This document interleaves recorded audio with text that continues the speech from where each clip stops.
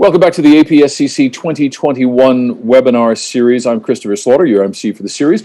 Today, we are in Manila. We've been trying to get there for quite a long time. You may remember that the APSCC annual conference was supposed to be held in Manila in 2020. Well, that didn't happen. Our interest and attention to the Philippines market has not gone away, though. And in fact, we're very, very pleased to present today the webinar on the subject of the Philippines officially joining the space race. Obviously, this is about the formation of the Philippine Space Agency. And joining us today to discuss that, moderated by Jose Del Rosario from NSR, is Joel Marciano, who is the head of the Philippines Space Agency, and Dr. Gay Perez, who's also with PhilSA, also old friend and expert on things satellite and Philippines, Gary Pimentel from ABS. So please enjoy the webinar. Good morning, good afternoon, good evening to everyone. Welcome to our session today. The Philippines officially joins the space race. My name is Jose Del Rosario from Northern Sky Research, and I'll be your moderator for today. We're joined by a very distinguished group of panelists. We have panelists. We have Dr. Joel Marciano, Director General for the Philippine Space Agency, or PhilSA. We also have Dr. Gay Jane Perez, Deputy Director General, also with PhilSA. And finally, we have Gary Pimentel, Managing Director for ABS. Dr. Perez, gentlemen, welcome. So first off, congratulations to all of us. Congratulations to our country for establishing the Philippine Space Agency. I know it took a lot of years to put together, but we have the enacting law. We have the personnel to run it. So congratulations, Joel. Congratulations, Gay. And I'm sure, Gary, you're very happy as well. So the role of the Philippine Space Agency is to have a roadmap for Philippine space development. Joel, could you briefly give us the roadmap for the Philippines that you envision, as well as what the law has put you to task to do? Joel? Thanks very much. Happy to be here. Thank you, Jose. Well, let me say the space roadmap supports two space streams, the upstream and the downstream. And these activities support our key development areas, which is national security and development, hazard management, climate studies, research and development, education and awareness, international cooperation, and industry capacity building. So in the upstream, we shall continue the efforts to build satellites and space systems, recognizing that these are vital components of a national information infrastructure. In the downstream, we shall continue our efforts to mobilize satellite images and spaceborne data that would enable a digital knowledge economy, specifically enabling data-driven and evidence-based decision support for enhancing governance and inclusion. So we do have a couple of flagship programs that attend to these streams, and they aim to contribute to the growth of the local space ecosystem by enabling the country to engage not just the private sector and other government agencies, but also internationally. So in a nutshell, there is a plan for the next 10 years to build capability of the country to become spacefaring and a space-capable nation. And that is fueled by infrastructure, both in space and on the ground, and by developing people, the manpower that we need and the know-how that we need that will be behind these efforts. Excellent. That's very ambitious, I think, is an understatement, given the roadmap. But yeah, it's very exciting times. Gay, do you have anything to add? I believe you're more in the line of remote sensing capabilities, if I'm not mistaken. Anything to add to the roadmap? Yes, thank you.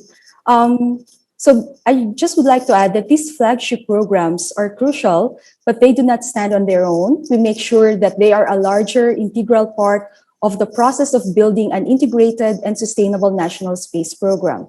Currently, we are working on a decadal survey that will identify key questions and observations to address our most fundamental problems and determine priority missions, as this undertaking charts the course for the next decade, not only in finding solutions to some of our most critical issues, but also, and more importantly, in building an integrated and sustainable national space program. So the PhilSA recognizes the significance of engaging the national and international scientific community, and various stakeholders in this decadal survey. So this survey is initiated by engaging experts to come up with the pressing challenges of the decade and then identifying the corresponding objectives that will serve as a guide to planning and building a roadmap for space missions and technology. Great. All right. So Gary, our title is the Philippines officially, quote unquote, joined the space race. Official because of the establishment of the space agency, but you've run our satellite communications company back in the 1990s, Mabuhay Satellite Corporation. Very successful. Congratulations on that. And it was so successful that ABS decided to purchase it. And the teleport in Subic, your facility, I think the dishes behind you is part of that. Is a lot of traffic is going through that. So could you briefly provide perhaps a background of your personal experience and the entire Philippine situation in terms of commercial satellite communications, and perhaps lessons learned from the 30 years that you've been servicing the country? Well, thank you so much, Jose, and I'm glad to be here in this panel. Yes, it was in the early 1990s when Mabuhay Satellite was formed, and in 1997 launched the Aguila 2 satellite. And in the early 1990s, there were really only two commercial satellite companies that Philippines was using, and primarily PLDT. They were accessing both Intelsat and Palapa. And in those days, the rates for leasing 36 megahertz transponder was something like $3 million per transponder. So you're looking here at prices close to $5,000 per megahertz. And in the early 1990s, we saw the launch of many national satellite operations. You have Thaicom in Thailand, and you have Malaysia with Mayasat, Japan also jump-starting or launching a lot of its satellites. And there was enough, let's say, business case or business model to just from the commercial use to be able to justify a national satellite, which was conceived as the Mabuhay satellite then. Actually, the consortium was first formed with 10 other telcos participating, but that consortium fell apart. But PLDT's needs did not disappear. So it was a viable proposition to put up an own satellite where the cost per transponder would dramatically go down. However, we did not, of course, anticipate that the Asian crisis would hit in 1997, just as exactly when Aguila 2 satellite was launching. So then also you have the fact that with the number of satellite operators now in space, and Philippines really had always an open skies policy. So there was no protection mechanisms or exclusivities of sorts granted to Mabuhay Satellite, and every international satellite or other national satellite operator could come and offer their capacity and services to any of the broadcast and telcos here. So it was a very competitive marketplace, and from $3 million per transponder, easily prices went south and down to about $1 million per transponder, where at that point in time it started to become iffy in terms of viability unless you could really pump prime and bring utilization up.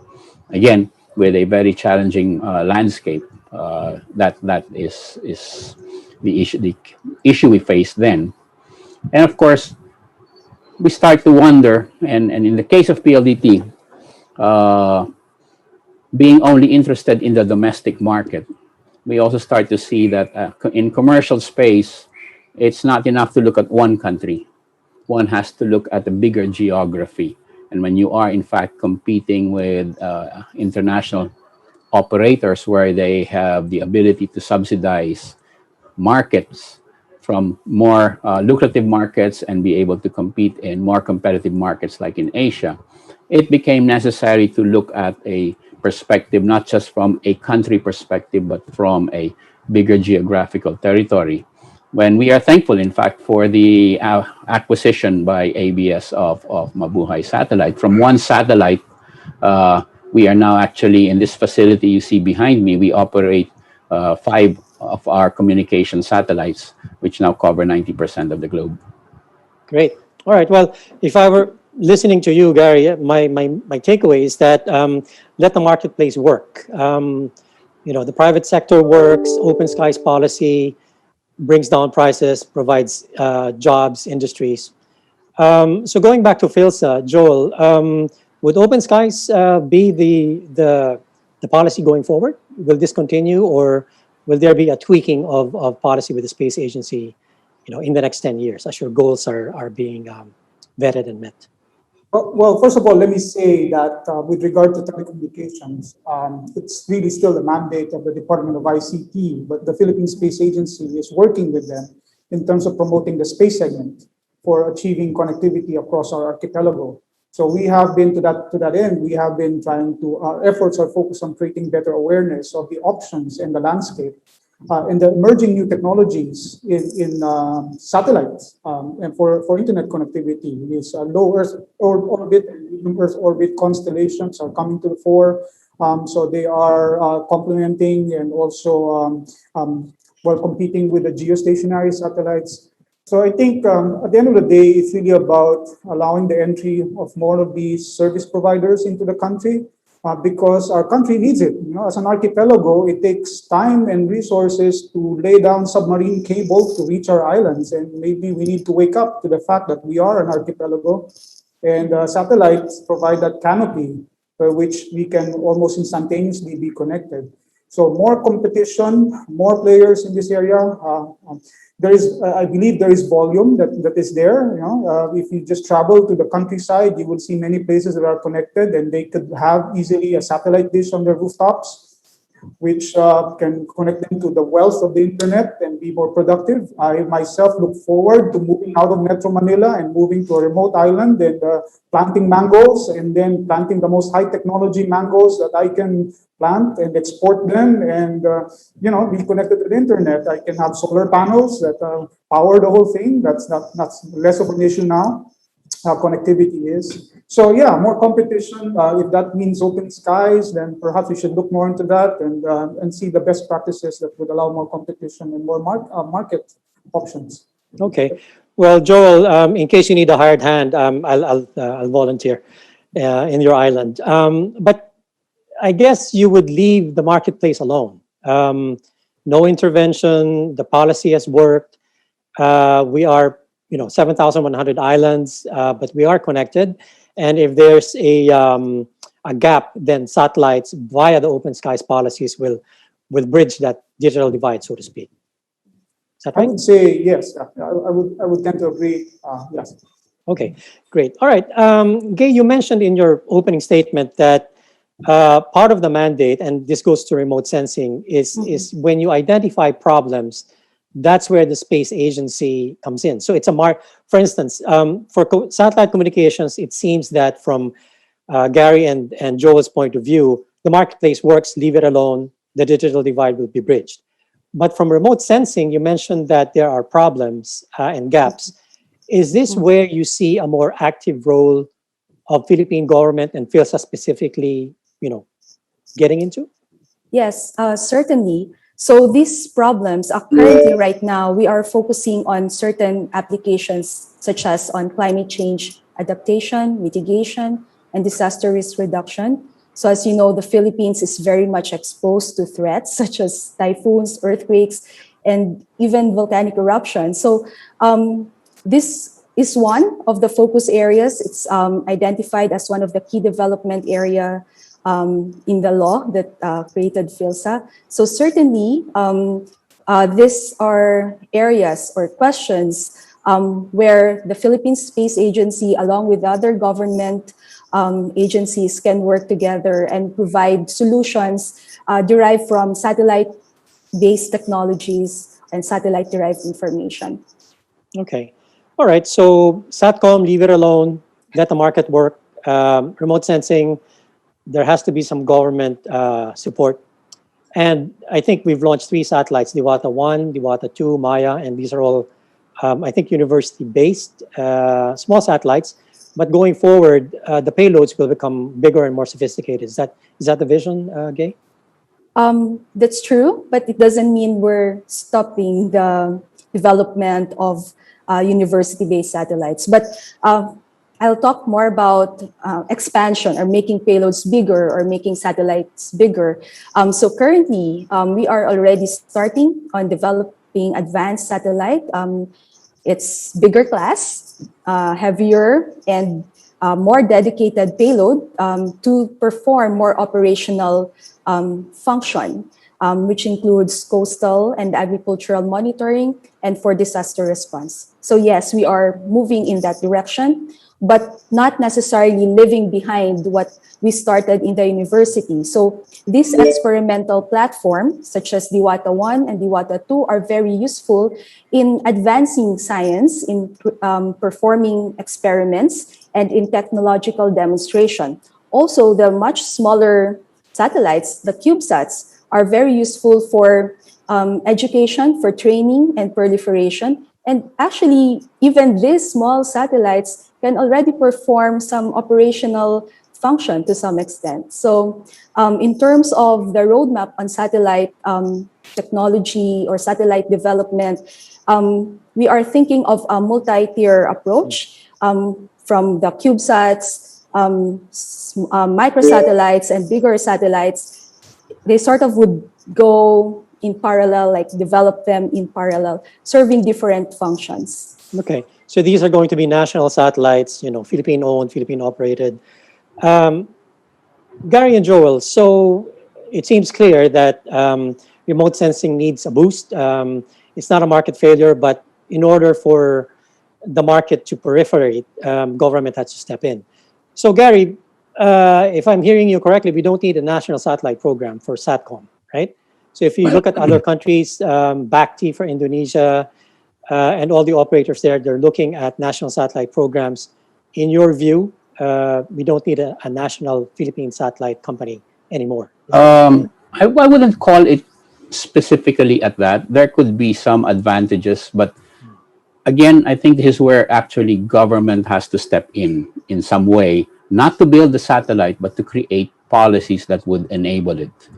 There is, for instance, many times in the past when Mabuhay was sold and we no longer had a quote unquote national satellite. By the way, it was Philippines in ownership, but it was actually in front of ITU, actually Indonesian, because we were using an Indonesian orbital slot. The issues we face are getting an orbital slot, but there are ways to work around that, of course. Again, from the lessons of Mabuhay, when you put out a satellite, it's best to have it already 70% pre-sold. You don't put up a satellite and say, build it and they will come. That's never going to work, okay? But you have to have it 60 to 70% pre-sold and additional demand to cover the rest. Can you build a national satellite 60 or 70% pre-sold? You can, okay? But for instance, the Philippine government will have to get its act together. But if you consider the demand for distance learning, the demand for national security, the demand for the police, and local governments, and demand for healthcare, just alone, all of those different sectors of government can justify the demand to build a satellite and put it in orbit. But again, this is a matter of political will, of DICT, as Director Joel had mentioned, being able to organize and get all of these together to say, okay, we have enough and the government will utilize that satellite and we can put one up. That's where the government orchestration has to come in. Philippines also does not have a USO policy, unlike our other neighbors like Indonesia, Malaysia, Thailand. And the USO has been a means by which rural communications has been funded. The BACTI programs and the various programs, and even THICOM is launched out of the USO program. We do not have a program such as that. Although right now I know the ICT is trying to enhance the reach outside with a nationwide drive for free Wi-Fi, but that's been years in the making, and taking quite a while. Okay, but Okay. government still has a role by way of policy, to be able to pump prime, being able to build a satellite. Okay. So if I'm hearing you correctly, the marketplace is working, but we can launch our own satellite. And should we launch our own satellite? And I think you're saying yes, we should launch our own satellite, right? I'm saying we could getting the factors together, getting all these Should factors together. Now, there is enough though in space. And whether you build it now on a singular satellite or you actually work in CondoSat, right, with right, many other operators together, the schemes are there now that, let's say, you don't build a single satellite, put all your eggs in one basket, make a condo, maybe build that payload together with somebody else, put up a second one later on. And the technology now is so interesting in the sense that you have very small GEOs that are have for you get more bang for the buck right, now in terms of this. We've come to the most interesting time in terms of space technology to be able to look into these. right. But then, of So course, as Director Joel mentioned, you have the LEOs and the NSGO constellations coming in, all of which will need to be analyzed in terms of viability. okay. So okay, not clear whether we can or we should. And another idea could be that we launch our own satellite with two payloads, right? A communications payload to serve the digital divide program, and then a remote sensing payload as well to serve the needs of Dr. Perez. So sitting in the middle, Joel, um, what do you think? Going forward in the roadmap for the next 10 years, what would be a concrete program to address both SATCOM and remote sensing concretized? What do you envision? In 10 years, we will have our own satellite, we will have our own launcher. What physically can the Philippines offer itself, to solve its problems? Yeah, well, first, let me add to this discussion on a national satellite program. It would be the orchestration that Gary mentioned is necessary, and that also involves looking at concerns on the sovereignty aspect, which is an argument being used in certain sectors in terms of securing communications. The traffic that is intended to land just in country stays in country, and securing that pipe in the gateways. That's also another element. So in 10 years, we hope to have a vibrant local space ecosystem in the downstream and upstream. In the upstream, we look for strategic opportunities where our current industries like semiconductors, electronics, and can participate. That is also one fruit of our efforts as we continue to build these small satellites. Is we're analyzing and we're looking deeper into these inner workings of these technologies and looking for opportunities that would lead to innovation and differentiation. The way I look at it, when we build these satellites, we're learning, and we're mastering difficult technologies, which can be a differentiator for local industries. What works in space, perhaps you can make it work in other industrial environments and hard to reach places like mines and undersea environments, geothermal environments. Things where you want to deploy technology where you just want to leave them because it's impractical or hard to come back and fix things, right? So these offer a slew of competitive advantages to those that master them. So in terms of the remote sensing, yes, well, with a satellite for communications can be combined to study the weather. In our country, we are visited by a lot of typhoons, so a payload that within geostationary orbit with a larger swath can study large cloud patterns and help us understand these typhoons and track them and monitor them.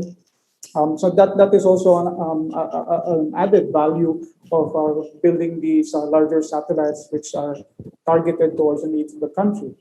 Now, so let me say, in 10 years, it's also in the downstream, this leveraging on our emerging capability in data science, analytics, and machine learning and artificial intelligence. This is a downstream capability that's part of the value chain in Earth observation that the country has begun investing in. We need to proliferate, of course, our high performance computing infrastructure across the country so we can crunch the numbers and we can get insights from the data. The whole idea is to drive society with evidence-based interventions for policy and decision support that would optimize our resources towards making them more responsive and relevant to our needs, and while at the same time creating competitive industries in the upstream. So I guess that's it at this point. Yeah. Okay. All right. So far, if I'm hearing correctly, the marketplace has worked, but we can launch our own satellite for SATCOM. For remote sensing, we definitely have to have government support because the ecosystem is not developed. So question to you, Joel and Gay. Some would argue that in order to develop your internal national capability, you have to kind of protect that market so that your technology is developed internally. And the way to develop that is to develop the companies within the country. So is there now, so if you want to develop the national space ecosystem, you have to close off some open skies policies in order for that to work. Is that a credible argument, or can you have both? Can you have open skies and develop your internal capabilities as well without protecting local industries? Let me go first, I guess. If in terms of satellites for Earth observation, we are taking advantage of satellites that are already up there commercially, and we subscribe to them. There's also free data. Our investments in our own satellites are also targeted at the upstream, developing capabilities in the upstream. So the data, having more of these satellites that take pictures and observe the Earth will give us options for our various data needs, whether it's multispectral, hyperspectral, radar satellites, for studying precipitation. We need that variety of data. Now, so I think the heavy lifting that needs to be done is enhancing parts of the components of the value chain. For example, increasing the knowledge workforce that can extract insights and interrogate the data properly. That's people and infrastructure. So ground stations, we have already 3 of them. These ground stations in Luzon, Visayas, and Mindanao for communicating with Earth observation satellites. That's in place, so we have to sustain that. So that's a component of the value chain that we have invested in. And because of that, we can consolidate demand. We can talk to satellites directly, right, and get the data directly from the satellites into our ground stations. We can store them and distribute them to the various end users, but we have to add value, and that value is done by people, by the teams of remote sensing scientists and data science and data analytics person. Now, the heavy lifting that needs to be done is to translate the insights into action. And that means talking to various government agencies that have the mandate, whether it's agriculture, disaster risk reduction, or whether it's fisheries, national security, so that they can use the data and translate it into their programs. So Gay might have something to add on this subject matter. Please, Gay.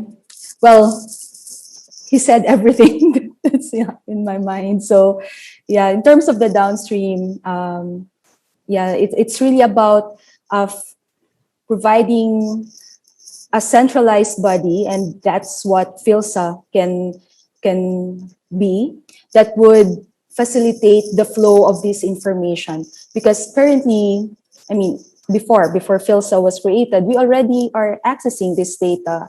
And now with PhilSA, it would be synergized, value added, and disseminated to various stakeholders. So that's in the downstream side. Maybe DG Joel can add more on the upstream. And so before that, so if I'm hearing you correctly, PhilSA would be like a clearinghouse, right? So we want to establish, local expertise. So you will pick and choose technologies that fits within our value prop. But you recognize that there's an open skies policies that benefit us as well. So you're like a strategic entity that, okay, we will subsidize or tax certain aspects in order to promote our local expertise, but we will also give tax breaks and incentives to foreign companies like ABS so that they can have digital divide programs. Makes perfect sense. But when we individualize that, Gary, what do you think from an ABS standpoint? You have to deal with DICT, you have to deal with NTC, and now there's PhilSA. What do you think of the emerging landscape from a purely commercial operator that has a teleport here and has satellites in space? Well, actually, having PhilSA is a very welcome development because, again, we can synergize with them. And because talking about, let's say, human capacity building, the teleport you see behind me is now operating 6 satellites in space from one satellite. That is a teleport in which we have 85 people and only one expatriate. Okay? The local competency has been developed, and we continue to develop that. Again, our technical competence and low cost base. There have been many times in the past where I've had faced practically an exodus of people because that's why we call them Mabuhay Sat alumni, because they wound up going to YASA, to Raya, to ISALSAT, to Singtel. Again, it is going to be very cost effective to bring in the competencies we built in. Rather than really try to defend the border, we've just churned people and created the competencies internally. And that is very much possible. We're operating 6 satellites. We've been moving satellites from one orbital position to another as necessary for certain commercial requirements for bringing into use orbital slots. We moved the Agila 2 satellite from 146 East to 3 West. It's one of the first actions. So we've been doing a lot of things. Our teleport, we now open that up. It's not just for ABS operations. We are hosting other competing satellites. Some of their Earth station requirements, like SES, like Pacific, are hosted in our facilities because we can provide them the 24/7 operational competence. They can sleep well at night and they're happy with us. Follow-up question, Gary. Why did the expertise leave? Why the brain drain? It's not well, of course, it's our staff, our engineers are enticed by the bigger pay that they would get in the Middle East. Okay, but my value proposition now to the companies in the Middle East is you don't need to hire our staff, just hire us from here. We can operate your fleet from the Philippines. You don't have to operate your own, and we'll do it cost effectively. Okay, great. All right. So we've looked at local, right? So again, to summarize, Open Skies works. PhilSA will strategically target certain sectors of the Philippine value prop so that we address the right portions of the space ecosystem. So the local needs are fairly clear. Remote sensing for agriculture, disaster preparedness, SATCOMs for digital divide. But as you mentioned, as everybody mentioned, we are a very international business by definition because it's satellites, it's ubiquitous, it's global. What's the Philippines' overall role that you foresee in tapping the $1 trillion space economy in the next 10 years? What's our niche? What's our role? What do you envision there, Joel? Well, there are first of all, there are low-hanging fruits and there are longer-term opportunities. I should start with the downstream. I do think that we have a vibrant and even a critical mass in manpower in remote sensing, I should say. In fact, I think we're even exporting them now. And they're moving. It's a global profession, I guess. As Gary mentioned about the engineers that we have. Engineering is global. Now, so with this capability, we give them an environment where they can create value from their skills, and the data is flowing in. Companies are launching satellites regularly at low Earth orbit, taking pictures, and now doing internet. So the data pipeline is there. We want to contribute to that. So it's, I guess, for these companies to come in, we want them to see the talent that's in the Philippines in terms of the downstream processing of the data, the analytical capacity that exists here. We do have a fledgling, a high-performance computing facility. We want to build a supercomputer in the country, and PhilSA will support that, because as a knowledge economy, we should be fueled by information and data in making our decisions. And these computers help us do that, so we should invest in that. And that's one thing that the government can bring into the picture and do some heavy lifting. Okay, if we have a supercomputer, a national supercomputer, which can do all of this geospatial information, number crunching. Now let's distribute this capacity. So couple that with people, we can attract investments here. They can partner with Filipino companies, not just to sell or resell their data, but to add value to the data.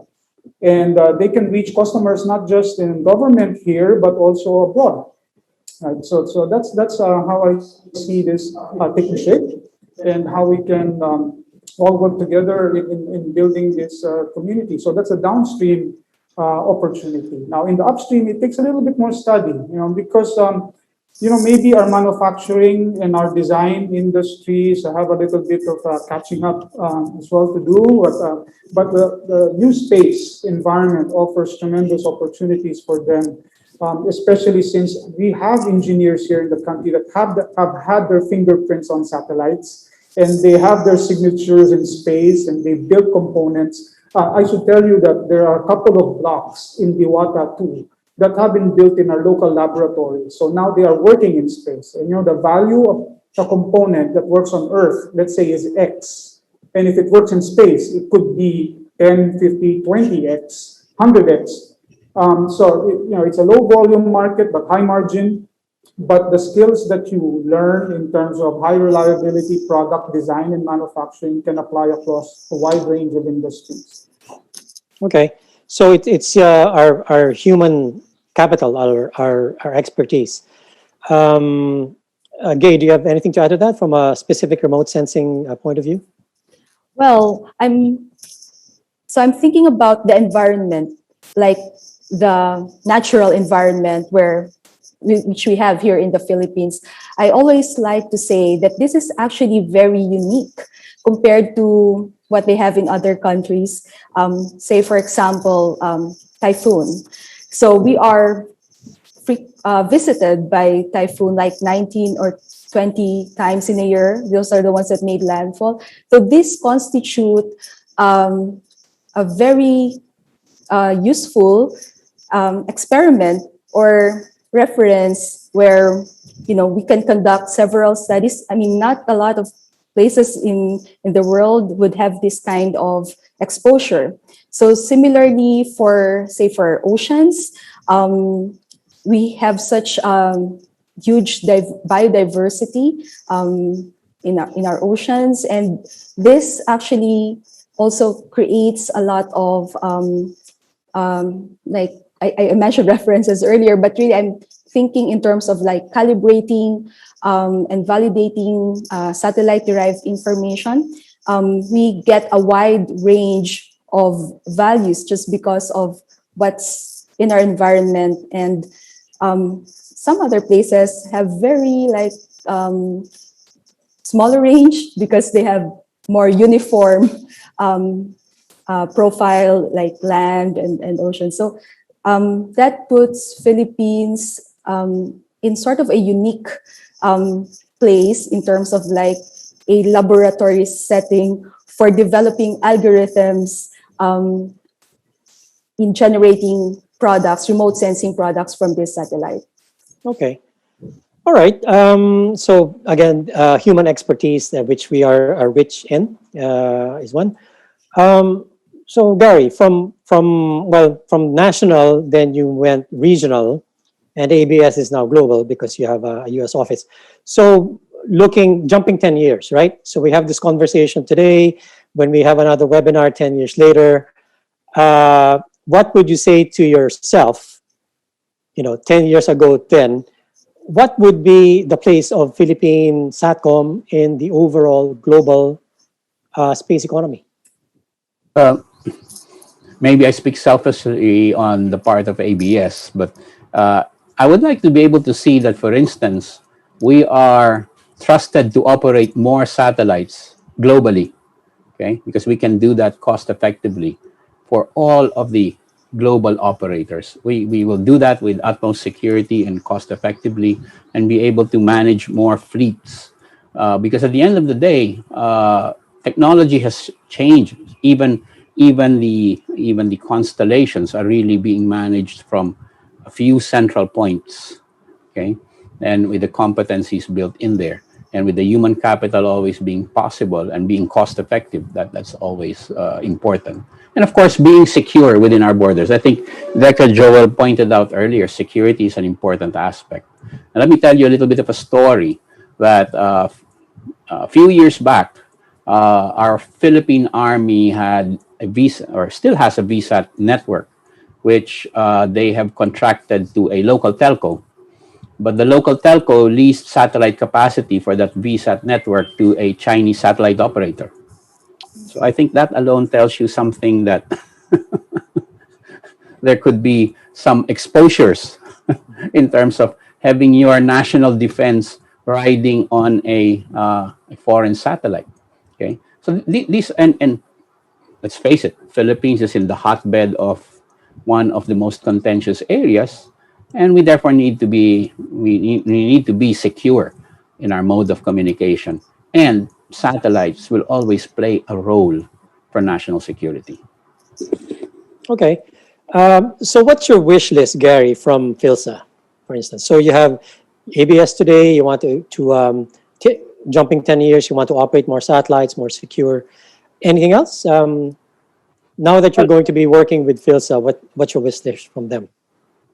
Well, I do not know if it falls within PhilSA, because there's still, as Director Joel mentioned, there's a duality. There's still the role of the ICT. Okay, the Philippines, for instance, had filed orbital slots. That's in the 90s. We had about 6 orbital slots, all of which lapsed.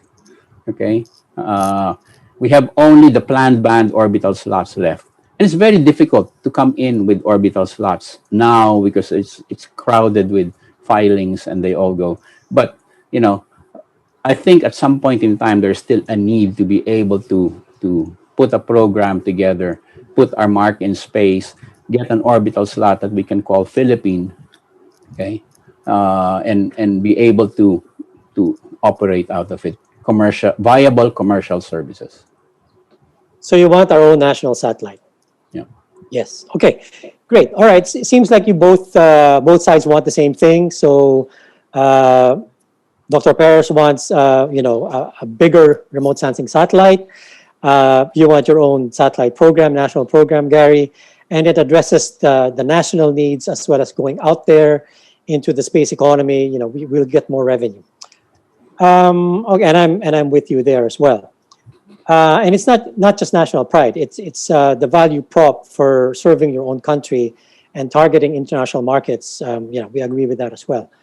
So the question comes: who's going to fund this? So what's the role of government in terms of funding, and what's the role of private sector? Is there a synergistic arrangement between the two? So let's start with Joel. What do you think? How do we get these programs off the ground? Well, it's really about partnership. In my mind, first of all, the government, I mentioned developing the knowledge workforce, manpower, and some heavy lifting in terms of infrastructure, computing, etc. So for the private sector, it's about partnership and co-investment. Both public and private sector can do well if they capitalize on their strengths of their role in building this space ecosystem. For starters, public sector can examine the market barriers that the industry faces and consequently maybe see how support may be extended to stimulate domestic space industry. So the cost of infrastructure, especially in space, is a significant market barrier entry. It may hinder the growth of local space industries. So, well, funding, there is a Philippine Space Development Fund that is specified in the Philippine Space Act, which is accessible to the Philippine Space Agency that should support the building of this space ecosystem.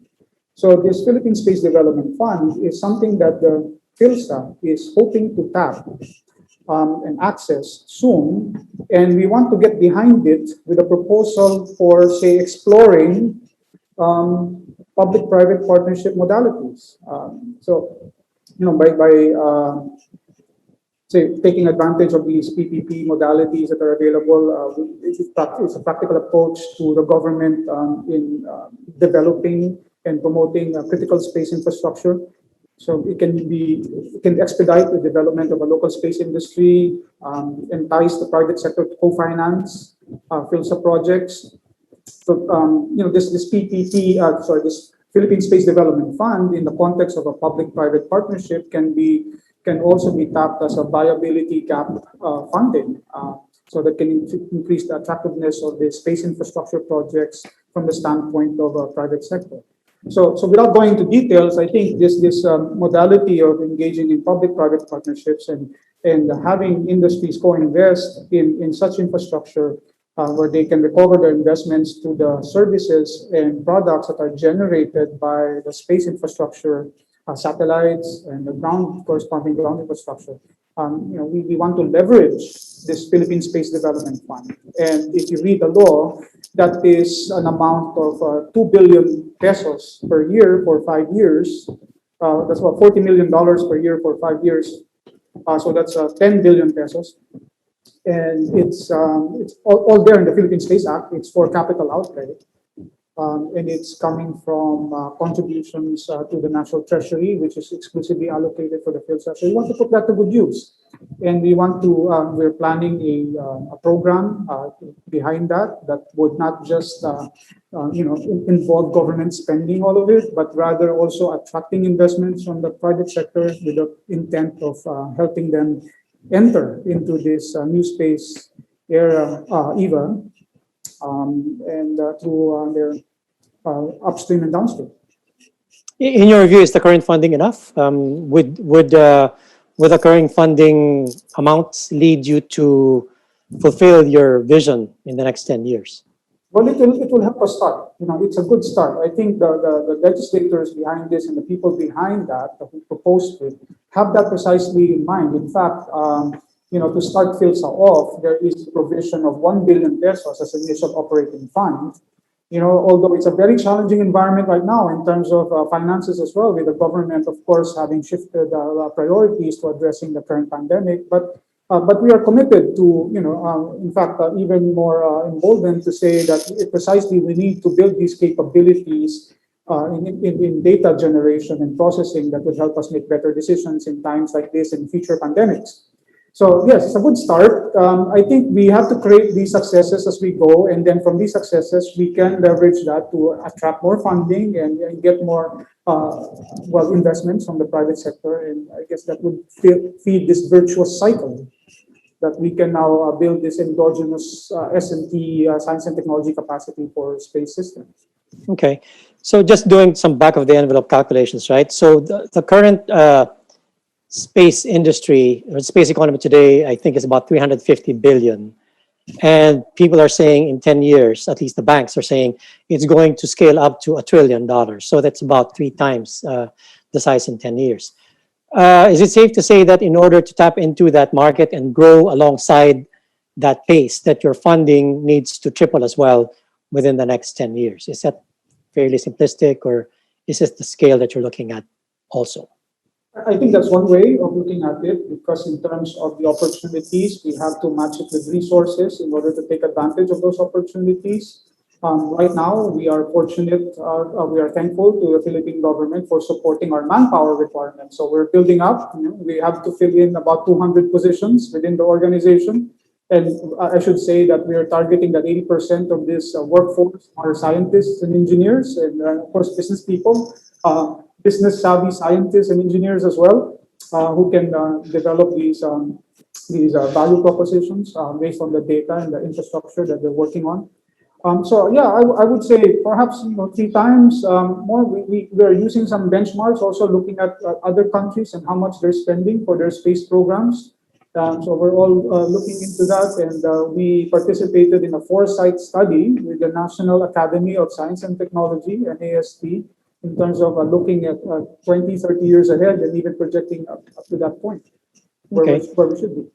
Okay, Gay, you wanted a big remote sensing satellite. If my estimations are correct, it's to build and launch a remote sensing satellite. The size and scale that you're thinking of is about $250 to $300 million. Is the funding enough to support that? Well, we got started with the support of the government from the Department of Science and Technology, particularly to build this satellite that we're currently working on. And we are, the Philippine Space Agency is looking for additional funding to support the continuous development of this satellite. DG Joel already mentioned possible sources of this funding through the PSDF or private public partnership. So I would say we are getting there. At the moment, it's not yet complete in terms of like the funding if we have it right now. But yes, we are working towards getting this funding to build this satellite. Okay. Jose, let me add. Sorry, I think the ballpark figure you mentioned, $250 million, is, I imagine that's for a geostationary big bird Yes. telecom satellite. But the figures that we're seeing for these Earth observation satellites with advanced payloads is somewhere the order about an order less than that. It's anywhere between 20, 30 million US dollars for a lower orbit with advanced capabilities for Earth observation, multispectral, hyperspectral. The microsatellites are the ballpark, 50 kilogram class is the ballpark of $1 to $3 million. And then going down, right? So yeah, but for the price of a large satellite, of course, it's not apples to apples, but that's the reason why people are motivated to build more of these small satellites, because they come at a lower cost and they're easier to build and faster to build. And one of them fails, you can have other satellites. It's still a robust network of satellites that can step in, and the whole infrastructure survives a single point of failure. So yeah, but those are the numbers that we're working on in terms of Earth observation satellites. Yeah. Great. All right, Gary, any comments on the funding? I think we're in a point in the space industry where I think we're in a bubble, right? I mean, the last 5 years, there's billions going into new space. Can we leverage that kind of funding environment and launch satellites and capabilities into space? What are your views? I would go back to what I had said earlier. There is enough demand. In some ways, actually, we can be thankful for this pandemic for opening up the eyes somewhat, that you now need capacity for distance learning. You now need to look into telehealth and telemedicine. I remember 12 years ago when we tried to develop some activity towards developing telehealth, and the doctors told me that will never fly. We want to see our patients in the flesh. But last year, the doctor said, no, we don't want to see the patients in the flesh. Again, certain things have opened up our eyes. Again, the demand for national security is there. The demand for local government administration is there. The demand for disaster recovery is there. We keep hearing about so many. So the Philippines will have to spend. And of course, it can do that by spending on other capacity. But maybe, again, pulling these resources together, you can pull that and spend it on an asset that the government has control of, and let the private sector jump into that for its own needs to be able to. And again, all of these without saying that, oh, you will have to pay a high price. No, everything has to be done in a competitive scenario, and that's possible because the demand is there. So if I'm hearing you correctly, Gary, there's enough demand nationally for national security, digital divide, telehealthcare, teleeducation. And so the Philippine schools, hospitals, government agencies can be the anchor tenant for communication satellite, whether it's an HTS payload or a traditional Yeah. FSS-wide. Okay. And you're saying that the government can pay for that side or make that investment if it's 250 to 300 million to launch a HTS hybrid satellite, maybe to cover the Philippines alone. That's one way to get Yes, into the space race. yeah. When you look at the fact that you'll have to lease capacity, the option is to lease capacity elsewhere for these services. And when you look at the economics, well, or would you want to be leasing the capacity for these services over a 5, 10, 15-year time frame? Or you want, because you need it anyway, or do you spend for it upfront? Right. What do you think, Joel and Gay? Is that a good idea? Launch our own satellite, have anchor clients within the Philippine government, and along the value chain to private schools, hospitals, etc. Well, I'm smiling when Gary was saying, was talking, because, I do agree that, it's also a combination of approaches. We need it yesterday. This connectivity. So, leasing in the interim can be done. I think, government can provide the volume. How many public schools do we have scattered all over the country? 43,000. Right, and how much are they allotted for a budget for internet connectivity every month, assuming that they have an option? It's something like maybe 4,000 pesos every month to spend for internet. But really, what option do you have? So you can take a look at that. So with it's also about volume. We do have that, and government through the public hospitals, through the public schools can get access to these capacity. And then as we look into building our satellite, and I completely am behind the argument of sovereignty in the sense of national security is concerned. I am fully behind that. I think there's a good case for the Philippines as an archipelago to have this national infrastructure in place. So, but as we wait for that, it will take some time. Then, orbital slots also need to be looked at. And as Gary mentioned, we have to look at those places where, it's getting congested and we do have slots, but we have to look at whether they're still useful and whether we can still manage to have enough capacity in those slots, given the slot satellites that have been there adjacent. So we need to look at that, but we as we build that, we lease capacity, but then that's not a long-term option in my view. I think there's a value in building this infrastructure in terms of sovereignty and with government as anchor client in some of these places, and it will complement the ground-based infrastructure because in times of typhoons and earthquakes and disasters, ground infrastructure breaks down, and it's good to have a dish pointed to a satellite that would be your lifeline in those occasions.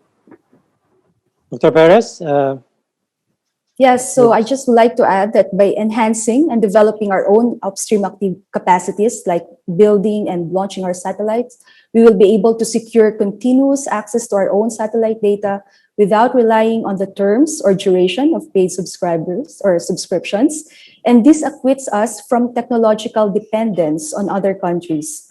Also, the local industry may benefit from the innovation and knowledge acquired, which would stimulate the creation and growth of new enterprise, fostering an environment of innovation in the development of space science technologies. Great. All right. Well, I think we're on the R. Still have a lot of questions. I'm the moderator, but you can ask each other questions if you want to that I haven't. Gary, you want to ask questions from PhilSA? No, I have no questions at this stage. Okay. And Joel, Gay, any questions for Gary? Not at the moment. No, really. Well, just looking forward to really working with everybody. Whether it's in the telecoms downstream, and so we need to get together to work on building this ecosystem, and there are plenty of opportunities now. So the space agency, if I may add, why are we here, right? 3 reasons in my mind. Number one, it's about the science, technology, and the innovation. A space agency is still primarily a science-based agency, and then number 2, it's the science and technology innovation advances and inspires nations and across nations. Number two, it's inextricable with national security, bridging, uplifting, and empowering the nation through space technologies, securing our interests is a main motivation. And maybe thirdly, it's a business. Space. It's an enterprise now.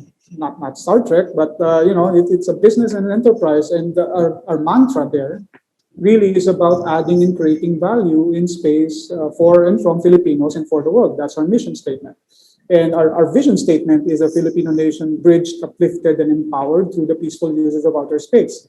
So yeah, that's why we're here. And in doing that, we have to build an ecosystem. And as we build an ecosystem, we work with the partners that's already here in the country and also with our international partners. Just a question on that. So you outlined 3 reasons of why are we here.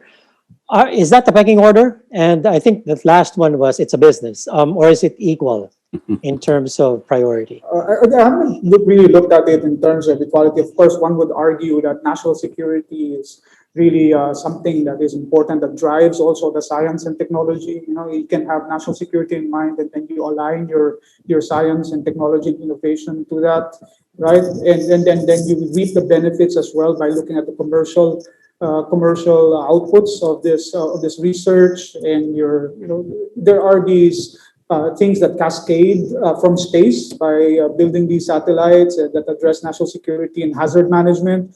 By addressing that, you innovate, and by innovating, you create products downstream that, there are many examples, right, as you've seen from the efforts of space agencies.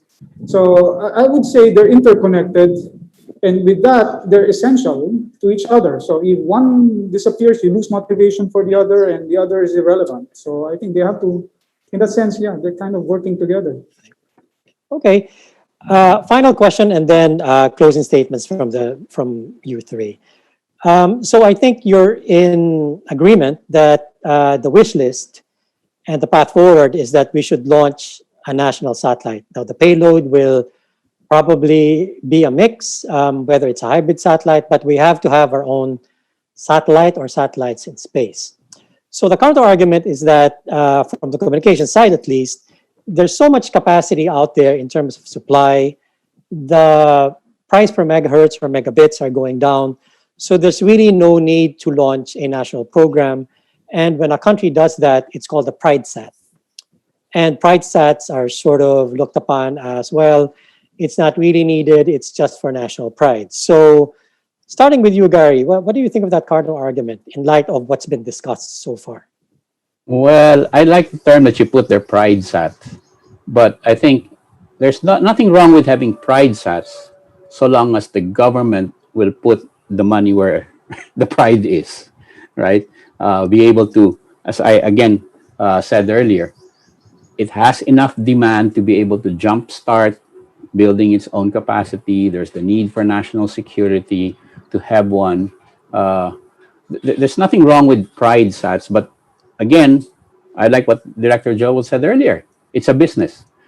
Everything has to be viable. It can be viable.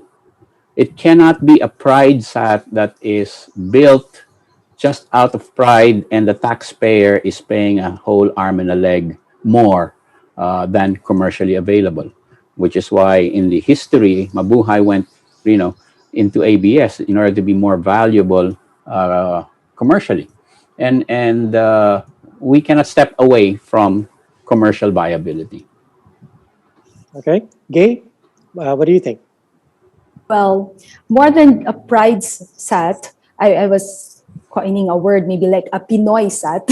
but really, Pinoy pride sat. Pinoy pride sat. But more than just pride is the idea of sovereign satellite, which I think is very important. I mean, we are under the assumption that satellites from other countries will always be there or will always be accessible for us. Of course, there's the commercial making it available. There's the market that drives the demand. So we are under the impression that it will be there. But certainly we have needs particularly like in security, where we want to have access to data that hopefully others don't have access to. So it's just ours. We want to have that kind of sovereign access to the satellite data, and we don't know when other countries would decide to turn off their satellites. So before that happens, we have to be ready, and I think that's where PhilSA comes in. We are making the country ready in the event that, of course, we're saying it's not gonna likely happen, but we'll never know. And it's good to have our own satellite when that time comes. Okay, Joel? Well, a couple of things. I'm looking at GNSS, and you see how countries have taken geopolitical risks and started investing in building their own constellations of navigation satellites. So I think we're seeing it there. We're seeing it there, and I guess it can come with a combination of approaches, right? In terms of providing this connectivity. So a CondoSat, where you have control over that payload, and as I said, the economics are changing as well. But yeah, there are motivations well, there are reasons that motivate. There are factors that motivate governments still looking into these sovereignty of this infrastructure. It is becoming that invisible infrastructure. And as somebody said, the most profound technologies are those that blend into the background and become invisible. We take them for granted, right? So that's one. We're seeing it in some places. But at the same time, with regard to connectivity in that aspect, I think the demand is going to be incessant. It's going to grow. You give somebody the taste of internet, and then the next day they will yearn for more. They will now be creative, and they will now contribute content. So in the beginning, they might just be absorbing content, but then it will feed this capability where people are learning more, and now they're becoming more productive, and so now they're bringing content to the web. So you will have this now, this downlink and uplink capacity that's going to be initiated, that uplink now of contribution of data going the other way, information going the other way, is going to feed off the initial consumption of the data. So people are going to yearn for more data once you give them the taste of the internet. And God knows in the Philippines how many have not tasted the internet at this time. So I think we need to step up to that and serve the unserved, right? Whether it's government or combination of private sector and government working together, it needs to be served. I think that's my final word as far as this connectivity is concerned. Thank you. Okay, great. That's a final statement from Joel. Gary, please. We're not going to go ladies first, sorry, but I just want PhilSA to have the last word. Yeah, Gary, please. I am very happy at the finally having a Philippine Space Agency that will look after, especially on the less developed applications of space here. Especially on Earth sensing and all of that. That's all very welcome. And I think we can all really work together to try to find a valuable proposition. I'm looking forward to being able to work hand in hand with PhilSA, to be able to really define a viable commercial space program for us in the country.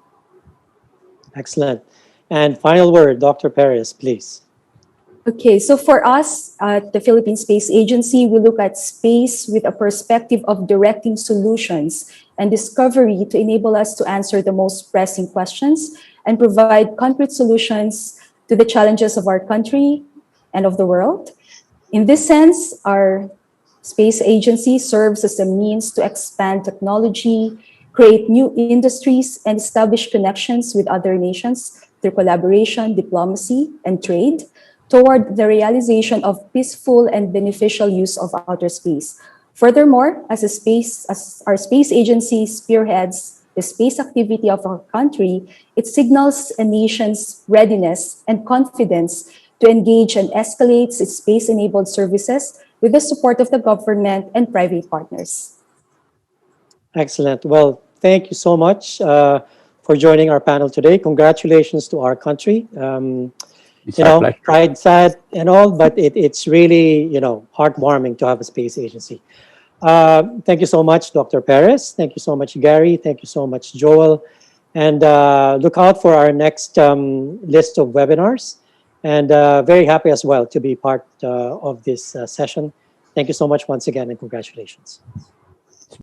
Thank you very much for that, Jose. A fascinating discussion. Excellent, excellent to hear the views there from Joel Marciano, from Dr. Gay Perez, and Gary Pimentel of ABS. Really, thank you very much for your time and your insights there.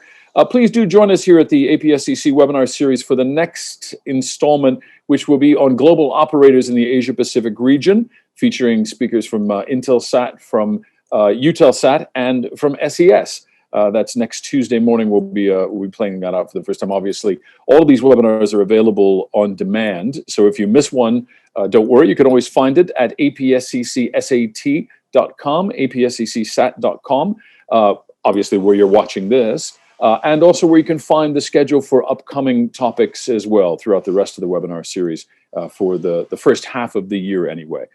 Thank you again. We look forward to seeing you here next week.